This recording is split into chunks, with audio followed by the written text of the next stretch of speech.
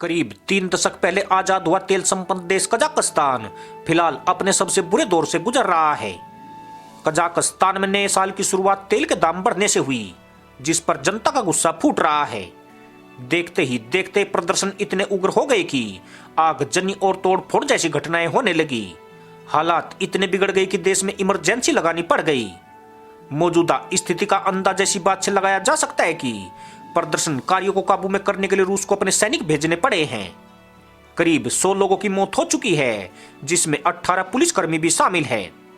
तेल के दामों के खिलाफ शुरू हुआ प्रदर्शन अब गृह युद्ध की शक्ल ले चुका है। शुक्रवार को खबर आई कि प्रदर्शनकारी, जिन्हें अब दंगाई कहा जा रहा है, पुलिसकर्मियों का गला काटकर उनकी हत्या कर रहे हैं। जवाब में पुलिस भी भीड़ पर गोलियां बरसा रही है। देश के राष्ट्रपति कासिम जोमार्ट तोक्तावेव ने भीड़ पर काबू पाने के लिए शनिवार को लोगों पर गोली चलाने की सेना को खुली छूट दे दी।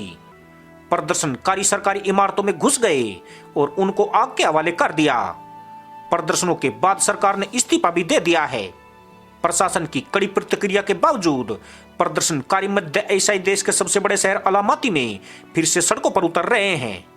प्रदर्शनकारी राष्ट्रपति भवन और महापौर कार्यालय में भी धावा बोल चुके हैं। कजाकिस्तान दुनिया के 2 शक्तिशाली देशों से घिरा हुआ है। कजाकिस्तान के 2 पड़ोसी रूस और चीन इसके वर्तमान हालात से चिंतित है, क्योंकि कजाकिस्तान रूस का अहम रणनीतिक साझेदार है और चीन का सबसे बड़ा तेल निर्यातक देश है।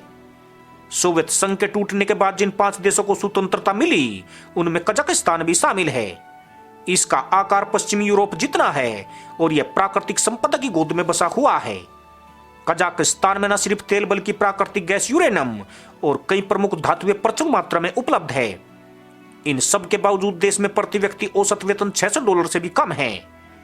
कर्ज न चुकाने के चलते देश के बैंक गहरे आर्थिक संकट का सामना कर रहे हैं और सरकारी विभागों में फैला भ्रष्टाचार उन्हें इससे उभरने नहीं दे रहा है।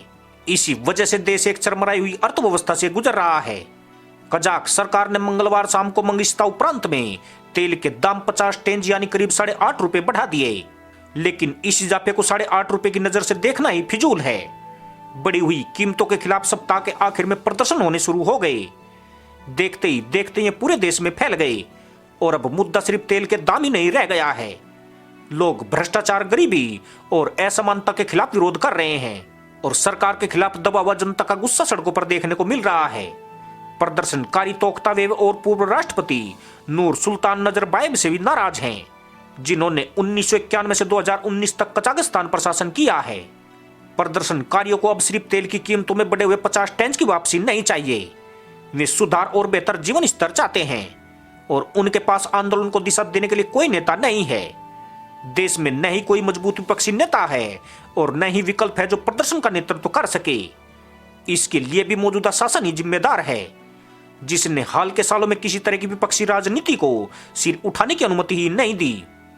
देश की सत्ता भले ही तोक्तावेव के हाथों में है, लेकिन पर्दे के पीछे से उसे नूर सुल्तान नजरबायेव चलाते हैं, जिन्होंने 2019 में खुद अपना उत्तराधिकारी चुना था। फिलहाल वे सुरक्षा परिषद के प्रमुख के पद पर हैं, जो देश में एक शक्तिशाली स्थान रखता है। देश की राजधानी नूर सुल्तान का नाम भी उन्हीं के नाम पर रखा गया है।